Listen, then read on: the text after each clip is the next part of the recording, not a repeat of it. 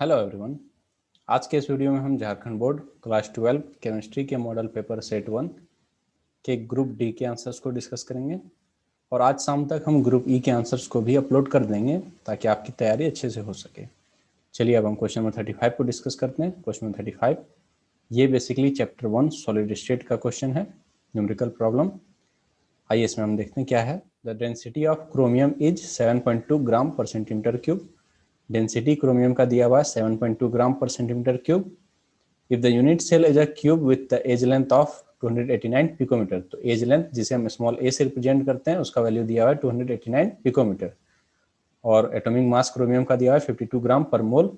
आपको डिटरमाइन करना है the type of unit cell, कौन सा टाइप है यूनिट सेल का, बीसीसी है कि एफसीसी है या कौन सा है, ये हमें डिटरमाइन करना है। तो आइए इसका आंसर हम देखते हैं। तो इसमें आप देख सकते हैं ये तीनों वैल्यू आपको क्वेश्चन में दिया हुआ है। डेंसिटी इक्वल टू 7.2 ग्राम पर centimetre cube, edge length equal to 289 picometre, जिसे हम सेंटीमीटर में कन्वर्ट करेंगे तो इसमें हमको मल्टीप्लाई करना होगा 10⁻⁻10 सेंटीमीटर से। तो ये हो जाएगा 289 into 10⁻⁻10 centimetre edge length. Molecular weight of chromium ये क्वेश्चन में दिया हुआ था 52 ग्राम पर मोल। और हमारे पास फॉर्मूला है density equal to N number of atoms है इंटू एम मोलिकुलर वेट, और ए है edge length A cube multiplied with Avogadro number. Avogadro number का वैल्यू होता है 6.023 इंटू 10⁻23। ठीक है, इसको एन के फॉर्मेट में इस फॉर्मूला को हम लिखेंगे तो ये हो जाएगा N equal to rho means density multiplied with cube of a, इसमें ए क्या है edge length, into Avogadro number divide by M है मोलिकुलर वेट। सारे वैल्यू को पुट कीजिए तो रो का वैल्यू है 7.2, इसे हम पुट किए। एज लेंथ का वैल्यू 289 इंटू 10⁻10, इसे हम पुट किए। एवोगाड्रो नंबर का वैल्यू हम यहाँ लिख दिए 6.023 into 10⁻23 divided by M molecular weight, इसका वैल्यू है 52, उसे हम पुट किए और इसे हमें सॉल्व किए। तो स्टेप बाय इसमें सॉल्व किया हुआ है, आपको सब समझ में आ जाएगा। इसमें हम एक डेसिमल प्लेस इधर शिफ्ट किए हैं तो ये हो गया 2.89 इंटू 10⁻⁻8, क्योंकि यहाँ 2 पॉइंट इधर हम शिफ्ट किए हैं। ठीक है, इसका क्यूब करेंगे हम, उसके बाद इसका 2.89 का क्यूब अलग से होगा और 10⁻⁻8 का क्यूब अलग से होगा। तो इसका क्यूब करेंगे तो ये हमारा वैल्यू आ जाएगा 24.1 और इसका वैल्यू आ जाएगा 10⁻⁻24। तो इसमें एक पॉइंट इधर शिफ्ट करेंगे तो ये हो जाएगा 2.41 इंटू यहाँ एक शिफ्ट हो जाएगा इसमें, इसीलिए इसमें बन जाएगा 10⁻⁻23। इसे आप कॉपी में सॉल्व कीजिएगा तो अच्छे से आपको समझ में आएगा इसमें हम क्या किए हुए हैं। तो ये हो जाएगा 7.2 into 2.41 into 10⁻⁻23 into Avogadro number 6.023 into 10⁻23 divided bye 52। फिर इसमें 10⁻⁻23 और 10⁻23 ये दोनों कैंसिल आउट हो जाएगा, ये दोनों कट जाएगा। हमारे पास बचेगा 7.2 इंटू 2.41 इंटू 6.023 डिवाइडेड बाय 52। इन तीनों को मल्टीप्लाई कीजिए और 52 से डिवाइड कीजिए तो आपको अप्रॉक्स आंसर आ जाएगा 2K। और हम जानते हैं कि बीसीसी में एक एटम सेंटर में बॉडी के सेंटर में होता है और 1/8 एटम कॉर्नर्स में होते हैं, 8 कॉर्नर्स में। तो मतलब 1/8 इंटू 8 इक्वल टू 1 एटम, और एक बॉडी के सेंटर में टोटल एटम कितना होता है बीसीसी में 2 होता है। तो ये रिजेंबल करता है कि ये बीसीसी टाइप का बीसीसी यूनिट सेल है। तो उसी चीज को मैं यहाँ लिखे हुए, since there are 2 chromium atoms in a unit cell, chromium crystallises in BCC unit cell. तो इसका आंसर हो जाएगा बीसीसी, क्योंकि n इक्वल टू 2 आया हमारे पास। तो हम क्वेश्चन नंबर 36 को डिस्कस करते हैं। क्वेश्चन नंबर 36 ये बेसिकली केमिकल काइनेटिक्स चैप्टर का क्वेश्चन है। इसमें आप देख सकते हैं क्वेश्चन है a reaction in first order in A and second order in B. पहला क्वेश्चन है write differential rate equation, how is rate affected. दूसरा है how is rate affected when the concentration of B is tripled. तो आइए इसका answer हम देखते हैं। तो इसमें आप देख सकते हैं ये क्वेश्चन में दिया हुआ है कि reaction is first order in A and second order in B. तो केमिकल काइनेटिक्स में आप सबसे पहले रेट क्या होता है ये समझ लीजिए ताकि आपको ये समझने में आसानी हो। तो रेट बेसिकली होता है change of concentration of reactant और प्रोडक्ट पर यूनिट टाइम। कितने समय में कितना रिएक्टेंट प्रोडक्ट में कन्वर्ट हो रहा है, चेंज हो रहा है, या फिर प्रोडक्ट में कितना चेंजेस हो रहा है। Change in concentration of reactant या प्रोडक्ट दोनों भी हम कह सकते हैं, उससे हम कहते हैं रेट ऑफ केमिकल रिएक्शन। ठीक है, और रेट को जिस लॉ रिप्रेजेंट करता है इस रेट ऑफ केमिकल रिएक्शन को, उसको हम कहते हैं रेट लॉ। जिस एक्सप्रेशन से करता है उससे हम कहते हैं रेट लॉ एक्सप्रेशन। ठीक है, रेट लॉ मतलब क्या हुआ, representation of rate of reaction in terms of concentration of reactants. तो इसमें हमने रेट इक्वेशन ही पूछा है तो ये हमें रेट लॉ से मिलेगा। तो रेट इक्वल टू हो जाएगा के, इसमें रेट कांस्टेंट है के, और ये कंसंट्रेशन ऑफ रिएक्टेंट है ए और बी, इसमें दिया हुआ first order in A question में दिया हुआ है and second order in B, इसलिए यहाँ पावर 1 हो गया, इसमें पावर 2 हो गया। दूसरा पार्ट में हम आते हैं, तो दूसरे पार्ट में बोला गया था कि कंसंट्रेशन ऑफ बी को 3 टाइम्स से बढ़ा दिया गया। तो यहाँ ऑब्वियस सा बात है कि 3 टाइम्स बढ़ा दिया जाएगा तो 3 स्क्वायर हो जाएगा, तो 9 टाइम्स रेट बढ़ जाएगा। इसे हम 2 टेक्निक से सॉल्व कर सकते हैं। एक तो डायरेक्ट टेक्निक, इसमें 3 टाइम्स से हुआ तो 3 स्क्वायर हो गया, तो 9 बाहर में आ गया, तो 9 टाइम्स से रेट बढ़ गया। और एक टेक्निक ये है कि रेट हमारे पास पहले क्या है, ये वाला रेट हमारे पास पहले से है, इससे हम इक्वेशन 1 मान लिए, rate R equal to k rate constant concentration of A to the power 1 concentration of B to the power 2, और इसमें क्वेश्चन के अकॉर्डिंग इसमें बी का कंसंट्रेशन ट्रिपल किया गया है, 3 टाइम्स से बढ़ाया गया है, तो यहाँ 3 लिख दिए। ठीक है, ये इक्वेशन 2 हो गया। तो इक्वेशन 2 को इक्वेशन 1 से हम डिवाइड करेंगे, यहाँ देख लीजिए डिवाइड करेंगे तो ये वाला पोर्शन तो कट गया, तो इसमें बच गया 9, ये 3 स्क्वायर बाहर में आएगा तो 9 हो जाएगा। अब बी कंसंट्रेशन ऑफ बी का स्क्वायर कंसंट्रेशन ऑफ बी का स्क्वायर दोनों ये दोनों कैंसिल आउट हो जाएगा, तो 9r हो जाएगा। तो इसमें r dash equal to 9r means ये क्या प्रूव करता है, ये प्रूव करता है कि reaction rate will increase to 9 times. ठीक है, ये बहुत सिंपल क्वेश्चन है, इसको अच्छे से आप समझिए, आराम से आप इसे कर सकते हैं।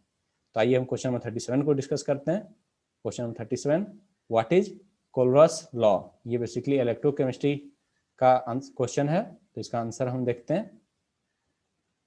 ये वाला जो पार्ट आप देख रहे हैं ये मिसप्रिंट है, झारखंड बोर्ड के मॉडल पेपर में ये मिसप्रिंट है। ये बेसिकली ग्रुप ई का क्वेश्चन है जो यहाँ भी प्रिंट हो गया है, तो इसका मेनली यही question number 37 what is Kohlrausch law है। ठीक है, इसका आंसर हम देखते हैं। तो कोलरस लॉ बेसिकली ये भी बहुत ही आसान सा डिफिनेशन है, इसमें हम थोड़ा सा लेंदी किए हुए हैं ताकि आपको एग्जाम पॉइंट ऑफ व्यू में ज़्यादा लिखने के लिए आपको पता रहे कि हम क्या क्या लिख सकते हैं, इसलिए हम इसे लेंदी किए हुए हैं। लेकिन बेसिकली अगर इसमें हम ब्रीफ में इसको डिफाइन करें तो कोलरस लॉ हमें ये बतलाता है कि एट इन्फिनाइट डाइल्यूशन में लिमिटिंग मोलर कंडक्टिविटी ऑफ कोई भी इलेक्ट्रोलाइट का लिमिटिंग मोलर कंडक्टिविटी जो होता है वो बराबर होता है किसके, उसके कंस्टिट्यूएंट्स आयंस जो होते हैं उसके लिमिटिंग मोलर कंडक्टिविटी के सम के। लिमिटिंग मोलर कंडक्टिविटी ऑफ कोई भी इलेक्ट्रोड बराबर होगा limiting molar conductivity of sum of its constituent ions, यही है कोलरस लॉ। इसमें देखिए क्या लिखे हुए हैं, एट इन्फिनाइट डाइल्यूशन में जब dissociation of electrolyte is complete each ions make a definite contribution towards the molar conductivity of the electrolyte. तो उसका जो भी कंस्टिट्यूएंट आयंस होता है वो मोलर कंडक्टिविटी ऑफ इलेक्ट्रोलाइट में कंट्रीब्यूशन अपना करता है, irrespective of the nature of the other ion, means positive हो या नेगेटिव हो, मीन्स कैटायन हो या एनायन हो, वो अपना कंट्रीब्यूशन उसमें करता है with which it is associated. इसे हम जनरली इस फॉर्मेट लिखे हुए रहते हैं। तो ये मेन इंपॉर्टेंट है, ये क्वेश्चन मेन इंपॉर्टेंट है कोलरस लॉ का। इसमें ये limiting molar conductivity of electrolyte को दर्शा रहा है। इसमें ये V प्लस कैटायन, मान लो कोई एक इलेक्ट्रोलाइट है जिसमें V प्लस कैटायन प्रोड्यूस करता है, V माइनस एनायन प्रोड्यूस करता है। यहाँ प्लस साइन ये रिप्रेजेंट कर रहा है कि cation is positively charge particles, और यहाँ ये माइनस साइन रिप्रेजेंट कर रहा है कि anion is negatively charge particles. ठीक है, तो limiting molar conductivity of electrolyte क्या होगा, ये बराबर होगा कैटायंस का जो लिमिटिंग मोलर कंडक्टिविटी है प्लस एनायंस का जो लिमिटिंग मोलर कंडक्टिविटी है उस दोनों का सम, यही है कोलरस लॉ। ठीक है, यहाँ देख सकते हैं ये है limiting molar conductivity of cation और ये है limiting molar conductivity of anion. ठीक है, इसमें V प्लस है number of cations produced by the electrolyte, अभी माइनस है number of anions produced by the electrolyte. तो ये है कोलरस लॉ। क्वेश्चन नंबर 37 हम डिस्कस कर लिए। अब हम क्वेश्चन नंबर 38 की ओर जाते हैं।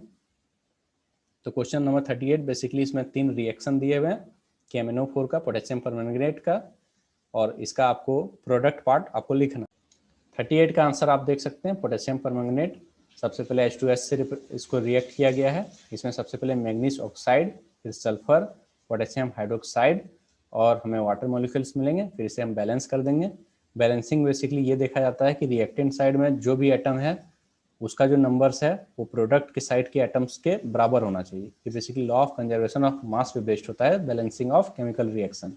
ठीक है, दूसरे केस में हम देखते हैं पोटेशियम परमैंगनेट को हम पोटेशियम आयोडाइड के साथ और प्लस वाटर मॉलिक्यूल्स के साथ रिएक्ट करवाते हैं, तो इसमें हमें पोटेशियम हाइड्रोक्साइड मिलता है, मैग्नीज ऑक्साइड मिलता है और आयोडिक एसिड मिलता है जिसे हम पोटेशियम आयोडेट भी कहते हैं। KiO3 को हम आयोडिक एसिड या फिर पोटेशियम आयोडेट भी कहते हैं। तो ये हमें मिलता है, फिर इसे हम बैलेंस कर देते हैं।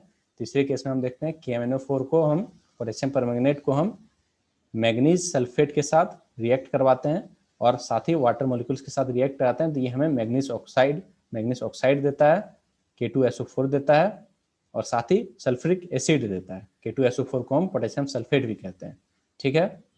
और K2SO4 बेसिकली ऑक्सीडाइजिंग एजेंट होता है और MnSO4 बेसिकली होता है रिड्यूसिंग एजेंट। तो ये रिएक्शन है, तो ये तीनों को हम डिस्कस कर चुके हैं। अब क्वेश्चन नंबर 39 और इस सेक्शन का हम लास्ट क्वेश्चन को डिस्कस करेंगे। क्वेश्चन 39 ये बेसिकली न्यूमेरिकल प्रॉब्लम है। Calculate the molarity of the following solution. ये बेसिकली चैप्टर 2 सॉल्यूशन का क्वेश्चन है। तो इसका आंसर हम देखते हैं।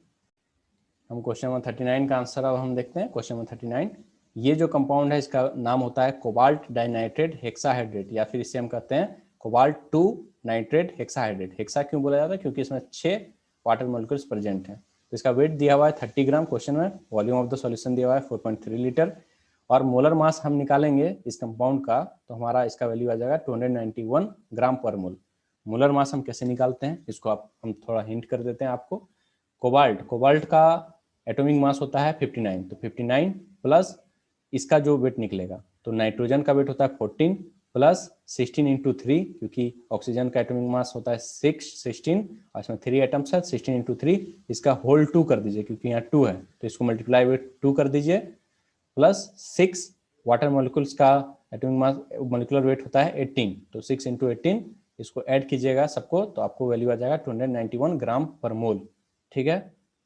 और मोलरिटी हम जानते हैं होता है number of moles divided by volume of solution. तो सबसे पहले हम नंबर ऑफ मोल्स को निकालते हैं, तो ये होता है given weight divided by molar mass. तो गिवन वेट कितना है 30 ग्राम, मोलर मास हम निकाल चुके हैं 291, तो हो गया गिवन वेट 30 डिवाइडेड बाय 291। तो इसको सॉल्व कीजिएगा तो आपको आ जाएगा 0.103 मोल, ठीक है।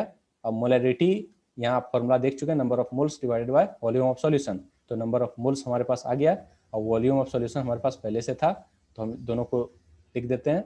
तो नंबर ऑफ मोल्स की जगह पे हम 0.103 लिख दिए और volume of solution 4.3 litre question में दिया हुआ है, तो इसे हम लिख दिए। इसे हम सॉल्व करेंगे तो हमारे पास आ जाएगा answer 0.023 m। m means molarity का यूनिट, ठीक है। तो ये हो गया आंसर। इस प्रकार हम क्वेश्चन नंबर 39 को भी डिस्कस कर लिए हैं। Thanks for watching this video. Please do like, subscribe and share this channel.